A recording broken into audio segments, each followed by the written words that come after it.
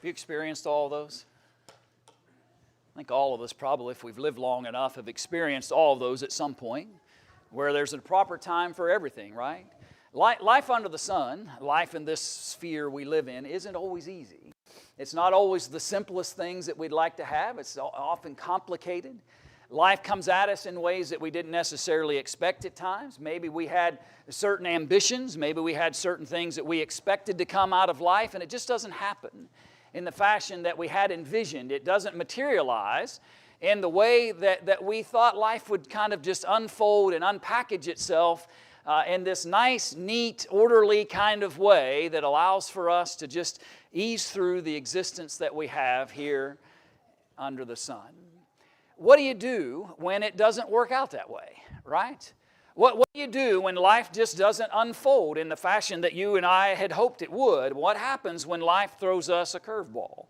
What happens when life gets complicated? There are hard questions to address, life issues to have to concern ourselves with. And I think the Ecclesiastes writer here in Ecclesiastes 3 spends his whole portion of this testimony sharing with us how it is that we can handle those circumstances, and maybe gives us some guidance and some wisdom from one who had experienced it, as the writer of Ecclesiastes had, one who had experienced life in so many various ways, and that he was able to again share that wisdom with those who were his contemporaries as well as with us. And so this morning, if you would, I'm just going to camp in Ecclesiastes chapter 3, and I just want to share with you some things here out of this text that might help us when those moments come, when those challenges come, when those difficulties arise. How is it that I can navigate through those moments under the sun? Chapter 2, if you backed up just briefly before this chapter, it describes the vanity of earthly pursuits.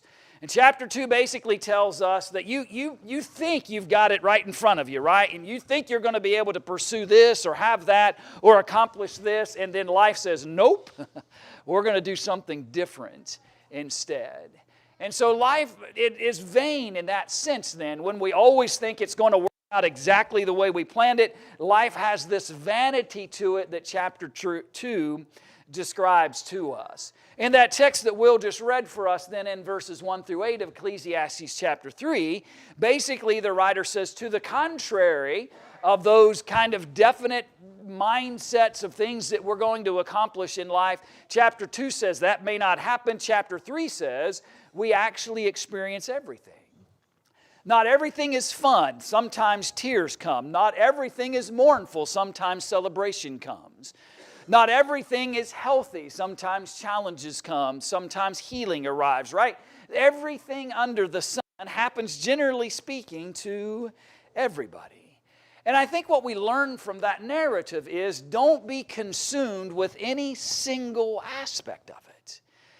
Don't become overly consumed with any one of those things, because the moment you think everything is one way, the next thing you know, the next piece of the puzzle comes.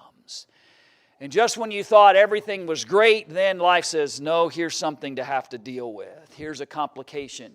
Or maybe when I think there is no end in sight, all of a sudden the sun comes up and the light shines bright, and all of a sudden the tears go away and the joy and the celebration returns. And the writer simply wants us to understand that nobody should be overly consumed with any one of these things, because they are all going to be transient. They're all going to come and go. They're all going to have a moment. They'll be temporary, and then it'll move on to the next thing in life. And so no matter which of those that you and I are experiencing, no matter which ones of those we might find ourselves in it, we should always use every opportunity to grow closer to God with every experience. To recognize when I'm hurting, God is there. When I'm celebrating, God is there. When I need help in the sowing of the seed department, God is there. When it's harvest time, God is there.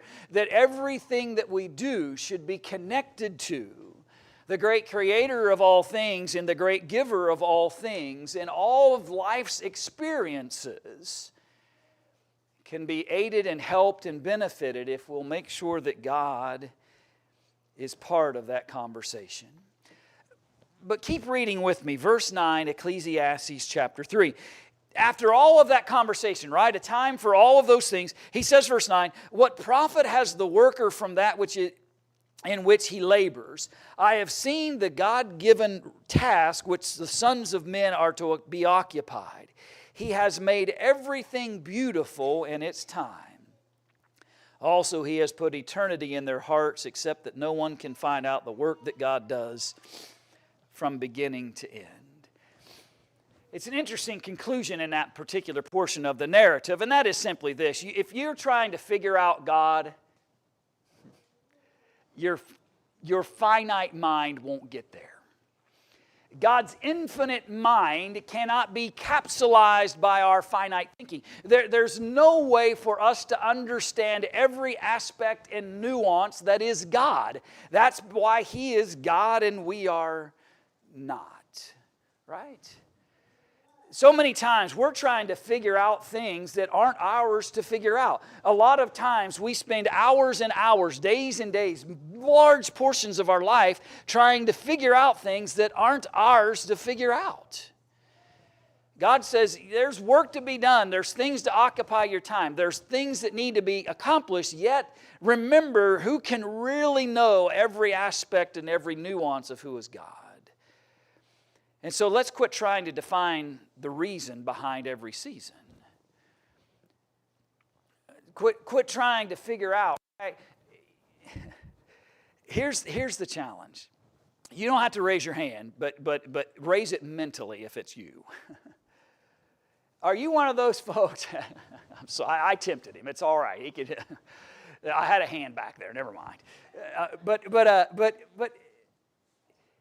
Are you one of those folks that like to know the why behind everything? How many of you got told by your doctor something and 3 minutes after you were home, you were scouring the internet as if you had a medical degree going to figure out your own health issues? Oh, I hear laughter. Right?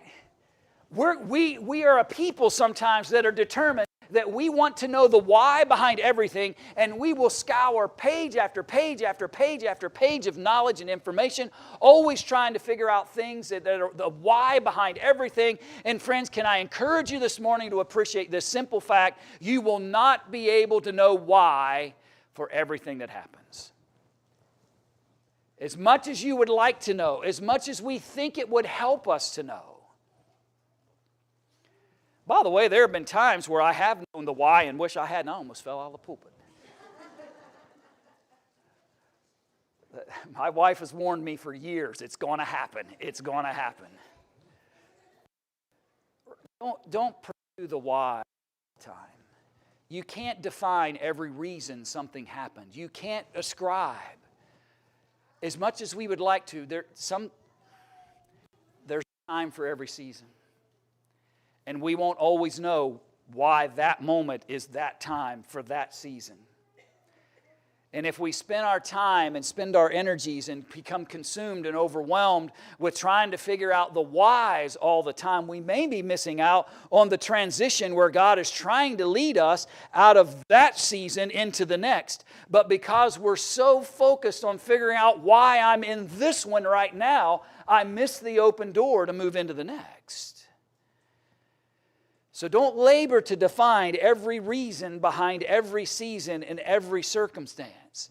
Because in our efforts to understand the purpose behind every moment, we neglect to give God His proper place in that order.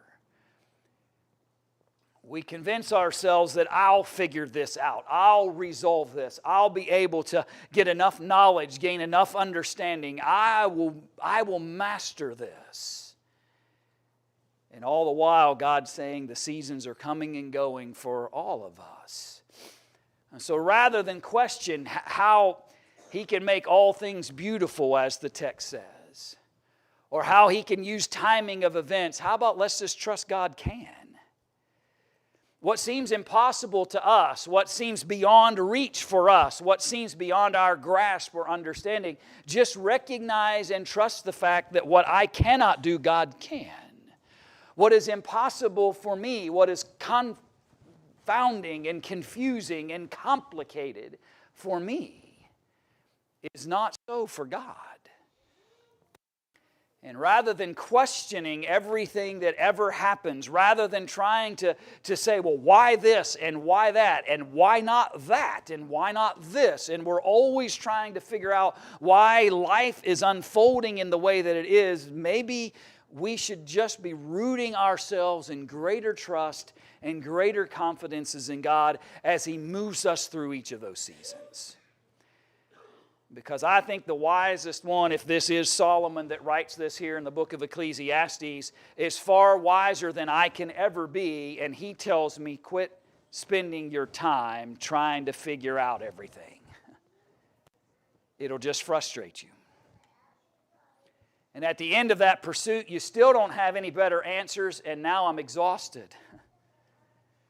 And maybe my spirit isn't as built up as it could be, and maybe my trust in God has begun to wane, and I'm not honoring Him in the ways that I should because I've become overwhelmed by all of these things. Note verse 14 of Ecclesiastes 3. He says, I know that whatever God does, it shall be forever.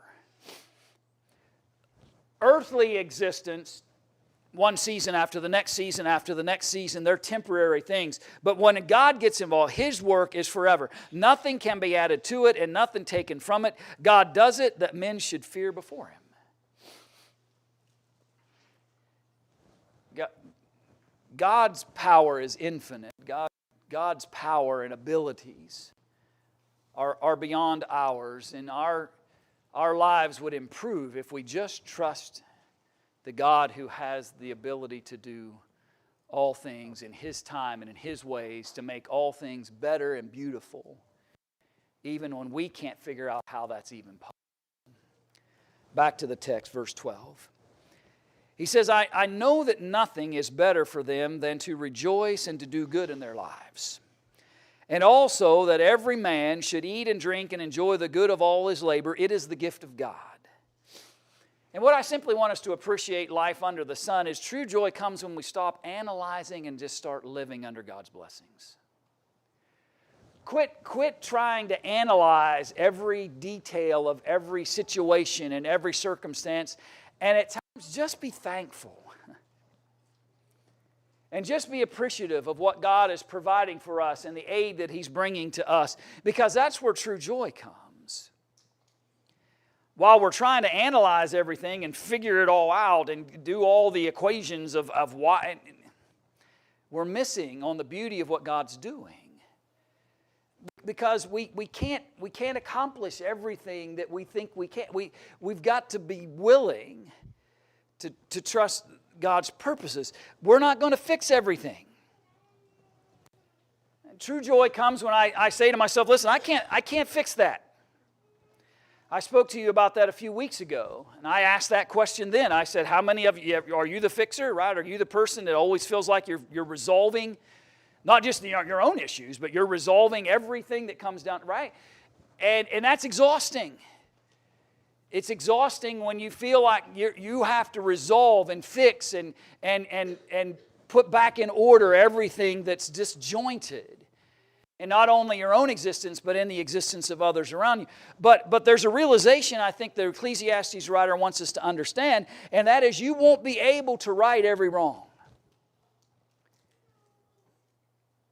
We want justice. It may not be coming. It may not be coming. Why? Because that in many senses takes some human answer and response. Not everything that can be resolved. Notice verse 16. Moreover, I saw under the sun, in the place of judgment, wickedness was there. In the places they thought they would be able to find legitimate answers, they could find legitimate help, where justice would certainly arrive, he says, in fact, you found the opposite. In the place of righteousness, iniquity was there. I said in my heart, God shall judge the righteous and the wicked, for there is a time there for every purpose and for every work.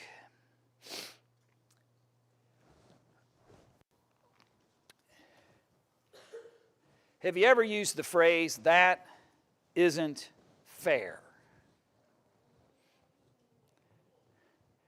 There's not a child in this room that hasn't used a form of that, right?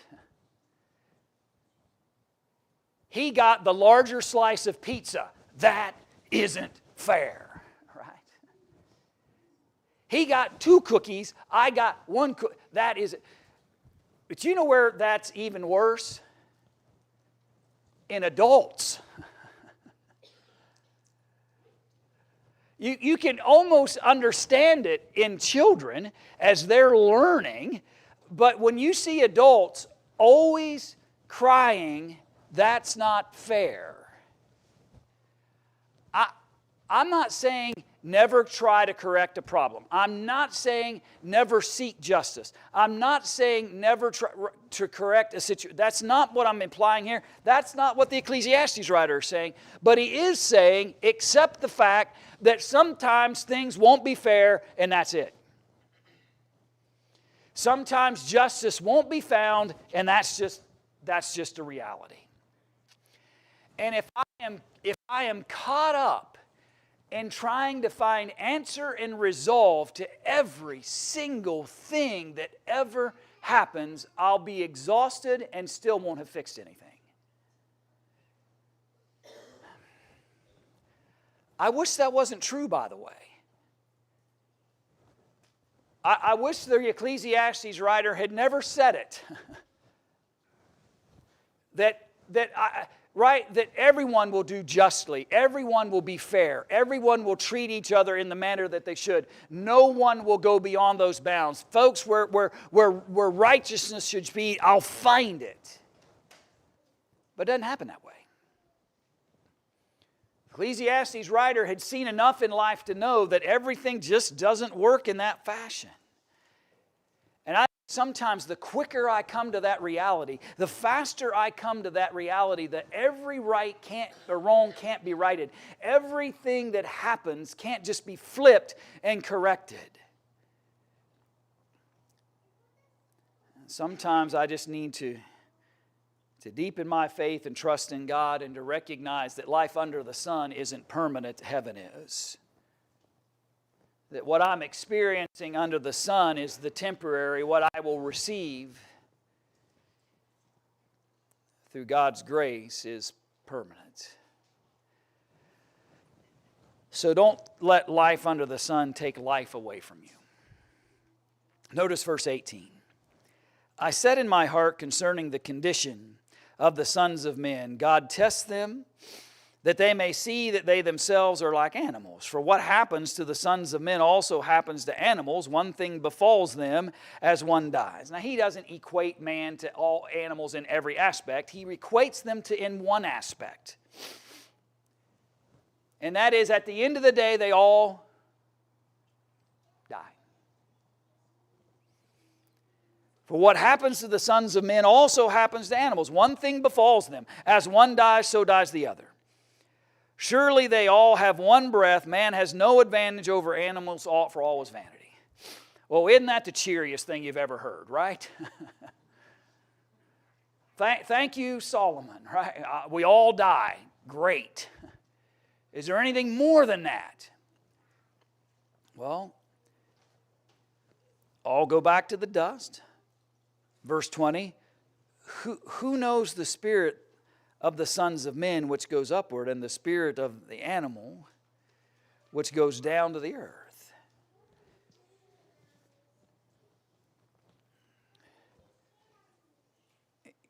There is a difference. And the difference is that when animals return to the dust, that's it. When man's temporary tabernacle goes back to the dust, the spirit goes into the hands of God. What's your point, preacher? My point is,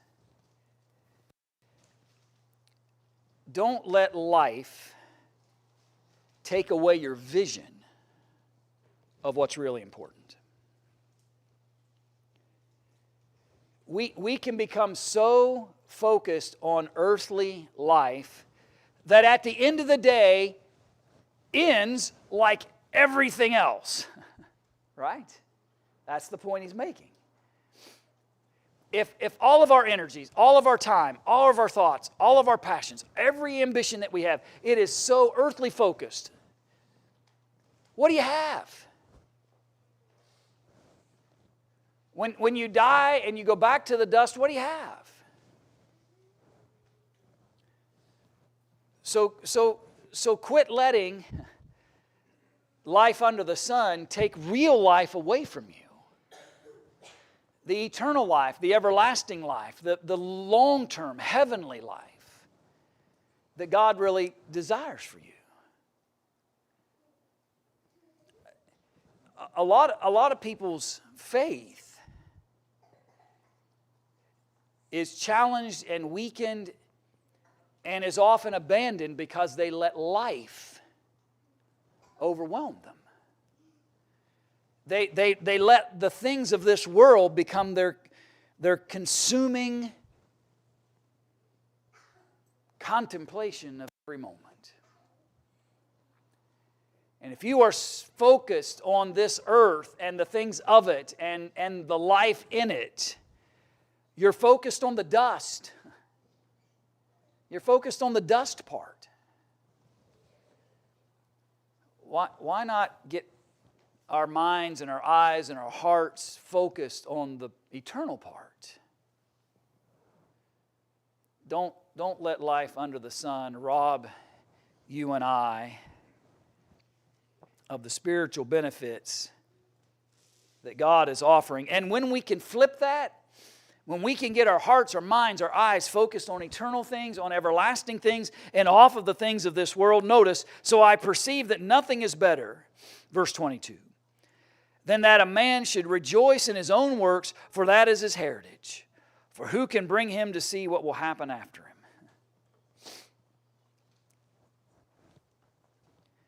So, enjoy the blessings that God is providing today. Enjoy the basic sustenance that God is providing on this side of eternity while our eyes are focused on the next. Life under the sun isn't always fair. It isn't always easy. It's sometimes complicated. It has seasons. And as we go through those seasons, we'll experience various things. We'll have to have our eyes open for the transitional moments. We'll need to be paying attention to how God is leading us through those.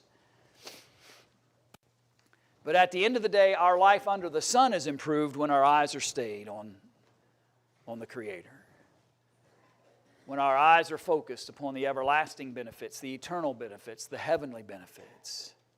How can we encourage you in that today? To turn our eyes to Jesus, to turn our eyes to eternity. And it's an amazing benefit that it brings to us, because when our eyes turn towards those things, then we turn our eyes away from all the struggles and challenges and complications and things that life under the sun wears us down. And so this morning, if we could help you step in that direction, if we can encourage you in that direction, what can we do to help? How can we aid you to make a choice to center your attentions and your eyes upon the salvation and promises of God, to know remission of sins through baptism, to experience renewal by asking God for forgiveness? What can we do to help you answer and prepare for that eternal home? And if there's something we can encourage you even this day, won't you come as we stand?